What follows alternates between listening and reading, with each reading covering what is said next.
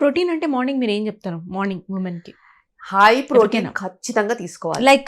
Like ఇప్పుడు నేను నా విషయం చెప్తాను. నేను ఒక 2 eggs, ఒక 10 ఆల్మండ్స్ తర్వాత పల్లీలు తినేసేసి 1 ఇడ్లీ తినేసి వస్తా. మీరు పల్లీలు తింటారా? ఆ, మరి నేను విన్నది ఆర్ మిత్ అని అనుకోవచ్చు, పల్లీలు తింటే వెయిట్ పుట్ ఆన్ అయిపోతాము అని విన్నా. అస్సలు ఏ నట్స్కి వెయిట్ రాదండి బాబు. అస్సలు నట్స్కి వెయిట్ రాదు. అండ్ ఇండియాలో మనం నమ్ముకోవాల్సింది మన లోకల్ ఫుడ్స్. ఎక్కడి నుంచో ఆల్మండ్స్ తీసుకొస్తే అందరికీ కుదురుతుందా?